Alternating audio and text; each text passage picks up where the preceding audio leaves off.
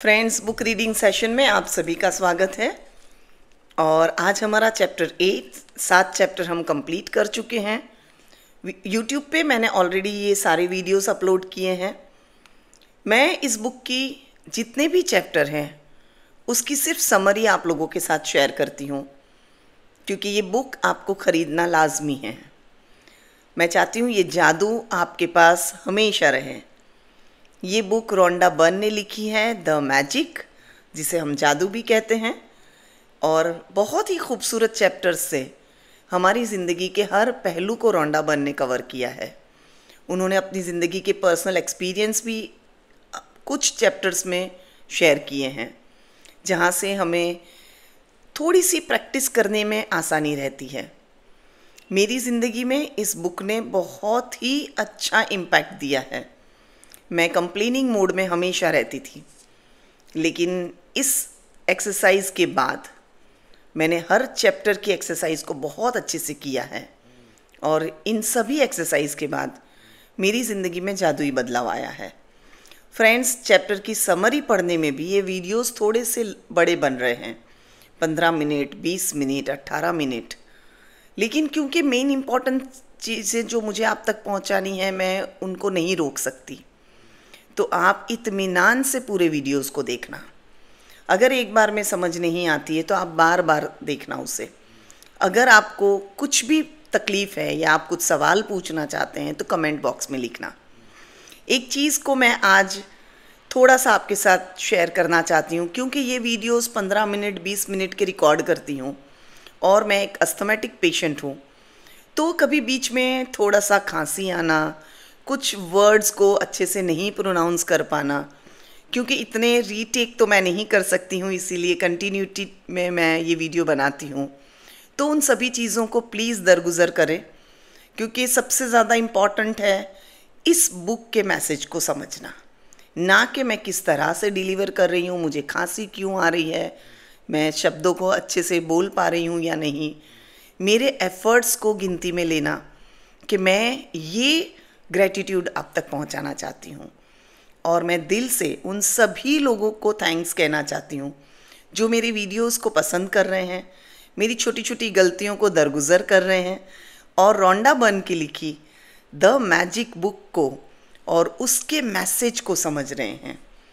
तो मैं अपना फ़र्ज़ निभा रही हूँ, आप अपना फ़र्ज़ निभाइए। जब भी आप ये चैप्टर सुनते हैं, किसी एक इंसान को आप इस वीडियो को ज़रूर शेयर करिए, क्योंकि जैसे मैं चाहती हूँ कि आपकी ज़िंदगी में जादू आए, आप भी चाहते हैं कि आपके नियरेस्ट डियरेस्ट जितने भी हैं उनकी ज़िंदगी में भी जादू आए। तो जब भी आप मेरा वीडियो सुनते हैं, आप किसी एक को ज़रूर ये वीडियो शेयर कर दीजिए। और आज है हमारा 8वां दिन और आज हम शुरू करते हैं चैप्टर 8, जादुई तत्व। कृतज्ञ हृदय निरंतर जश्न मनाता है। W.J. कैमरॉन ये एक बिजनेसमैन है। कितनी अच्छी बात है कि कृतज्ञ हृदय निरंतर जश्न मनाता है। इसका क्या मतलब है? अगर आप कृतज्ञता से भरपूर ज़िंदगी जी रहे हैं तो डेफिनेटली आपके पास कंप्लेन ही नहीं होगी और आपकी ज़िंदगी में कोई प्रॉब्लम ही आपको नहीं दिखेगी। और कृतज्ञ हृदय पूरी ज़िंदगी जश्न मनाता है। भोजन करने से पहले धन्यवाद देना एक ऐसी परंपरा है जो हज़ारों वर्षों से चली आ रही है। प्राचीन मिस्र के समय से 21वीं सदी में ज़िंदगी की रफ्तार इतनी तेज़ हो चुकी है कि लोग अक्सर भोजन के लिए धन्यवाद देने का समय नहीं निकाल पाते। कितनी गहरी बात है। हम जल्दी जल्दी फ़ोन पे बात करते करते खाना खा रहे हैं, हम बच्चों को डांटते डांटते खाना खिला रहे हैं, हम चलते चलते खाना खा रहे हैं, शूज़ मैंने देखा है, शूज़ पहनते पहनते बर्गर, पिज़्ज़ा कुछ भी खा रहे हैं। और पहले के ज़माने में जब हम खाना खाने बैठते थे, मुझे आज भी याद है कि हम दस्तरखान पे मेरे पेरेंट्स के साथ, हम 3 बहनें, हम 5 लोग एक साथ खाना खाते थे और घंटों वहाँ पर बैठकर अपने पूरे दिन की बात करते थे। और जब खाना शुरू होता था तो मेरे पापा शुरुआत में ही दुआ करते थे और उसके बाद हम खाना खाते थे। लेकिन आज वो चीज़ें कहीं ना कहीं हमारी ज़िंदगी से गायब होती जा रही हैं। उसका क्या इम्पैक्ट है और उसको हम कैसे बदल सकते हैं, वही आज के चैप्टर का इम्पॉर्टेंट पार्ट है। भोजन के लिए अधिक कृतज्ञता महसूस करने की खातिर एक पल का समय निकालें और उन सभी लोगों के बारे में सोचें जिन्होंने आपके खाने के लिए भोजन उपलब्ध कराया। आपको ताज़े फल और सब्जियां मिले, इसके लिए किसानों को फल और सब्जियां उगानी पड़ी, उन्हें लगातार सींचना पड़ा और कई महीनों तक उनकी रक्षा करनी पड़ी। तब कहीं जाकर वे कटने के लिए तैयार हुए और हम उस फ्रूट्स को कितनी आसानी से कह देते खट्टे हैं, अच्छे नहीं हैं, आज तो कुछ मज़ा नहीं आया। लेकिन हम एक पल के लिए नहीं सोचते कि ये फ्रूट जो कट के हमारी प्लेट तक पहुंचा है, उसके लिए कितने लोगों की मेहनत है। मांस उपलब्ध कराने वालों, मछुआरों, दूध दही बेचने वालों, चाय कॉफ़ी उगाने वालों और सभी फूड पैकेजिंग कंपनियों के बारे में सोचें जो हमारे भोजन को तैयार करने के लिए अथक श्रम करते हैं। दरअसल विश्व का आहार उत्पादन एक अद्भुत ऑर्केस्ट्रा है जो हर दिन होता है और ये समझ से परे है कि ये सब काम करता है। जब आप इस बारे में विचार करते हैं कि stores, restaurant, supermarket, coffee houses, हवाई जहाज, स्कूल, अस्पताल और संसार के हर घर के लिए भोजन और पेय पदार्थ की आपूर्ति को बनाए रखने में कितने सारे लोग शामिल हैं। आज आप सोचना बैठकर, हर चीज़, हर खाना पीना हमें हर जगह उपलब्ध होता है, तो वो इतना आसानी से आ जाता है। कितने सारे लोगों की उसके पीछे की मेहनत है। क्या कभी हमने इतना डीप जाके सोचा है? लेकिन आज हम ज़रूर सोचेंगे। भोजन एक उपहार है, ये प्रकृति का उपहार है, क्योंकि यदि प्रकृति भोजन उगाने के लिए हमें मिट्टी, पोषक पदार्थ और पानी उपलब्ध ना कराए तो हम में से किसी के पास भी खाने के लिए कुछ ना रहे। बिल्कुल, अगर कुदरत ने ये सारी चीज़ें हमें नहीं दी होती तो हम कैसे अनाज उगाते? हमारे पास ज़मीन ही नहीं होती तो कैसे खेती होती? चलो खेती हो भी जाती, पानी ही नहीं होता तो कैसे वो सारी चीज़ें आगे जाती? पानी के बिना कोई भोजन, वनस्पति, पशु या मानव जीवन संभव नहीं है। हम अपना भोजन पकाते समय, उगाते समय, बगीचे की देखभाल करते वक्त और बाथरूम में पानी का इस्तेमाल करते हैं।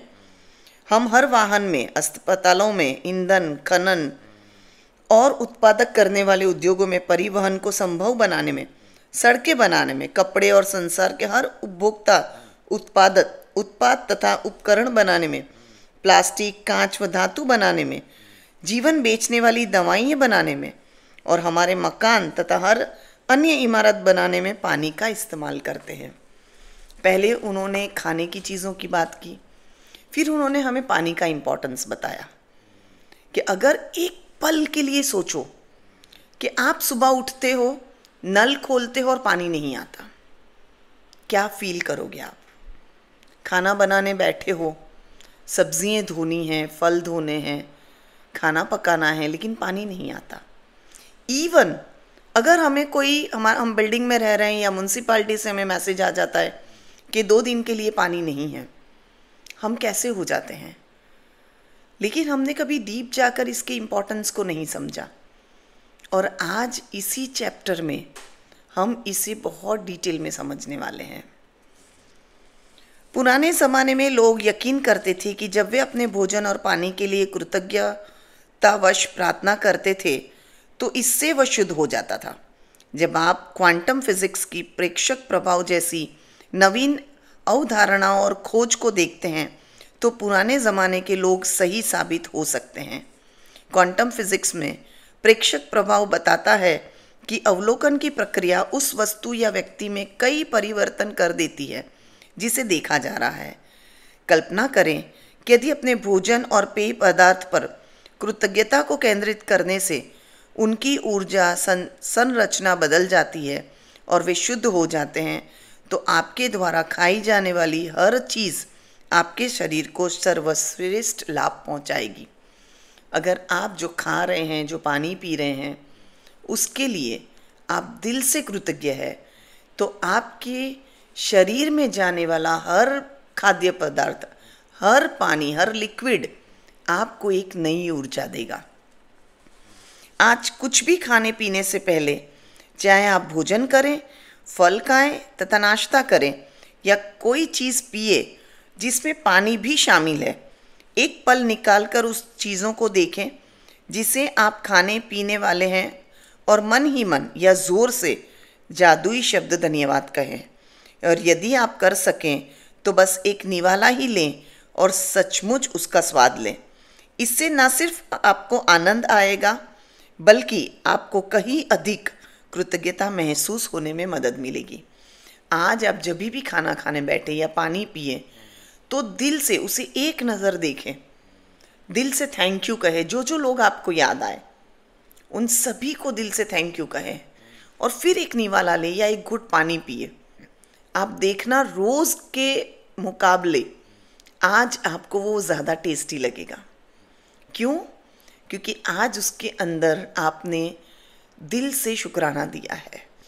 ये ज़रूर आज करके देखना और मुझे कमेंट में बताना कि थैंक्स बोलने के बाद, शुक्राना दिल से अदा करने के बाद आपको वो खाना या वो पानी कैसा लगता है। यदि दिन में किसी वक्त कुछ खाने पीने से पहले आप जादुई शब्द धन्यवाद कहना भूल जाते हैं तो जैसे ही याद आए आंखें बंद करके उस समय को याद करें जब आप भूल गए थे, जब आपने खाया पिया था।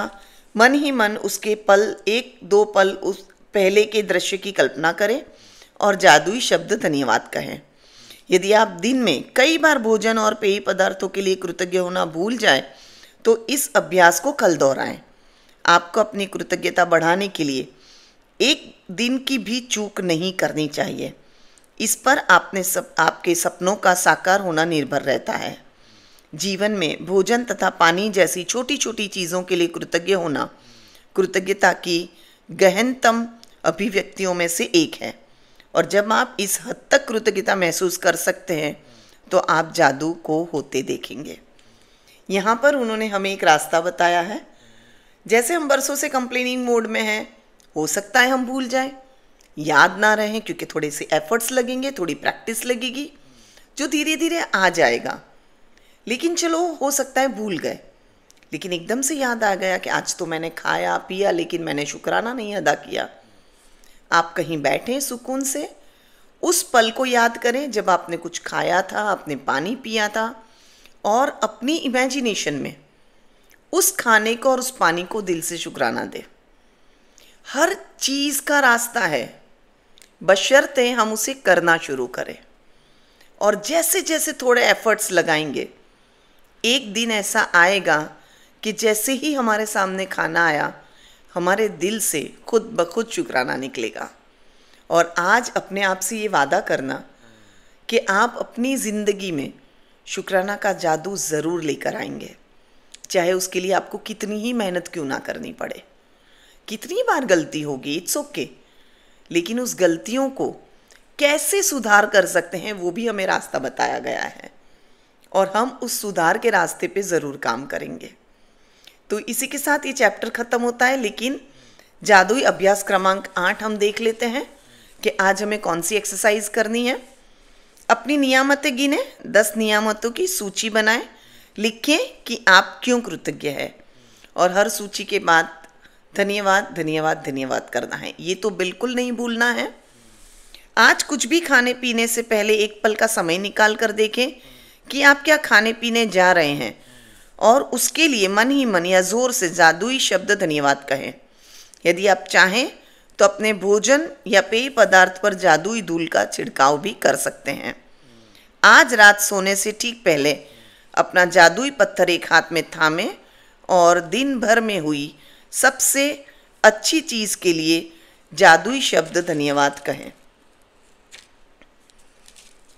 हमें आज पूरा दिन में जितनी भी बार खाना पीना हमें मिलेगा उतनी बार हम दिल से शुक्राना अदा करेंगे।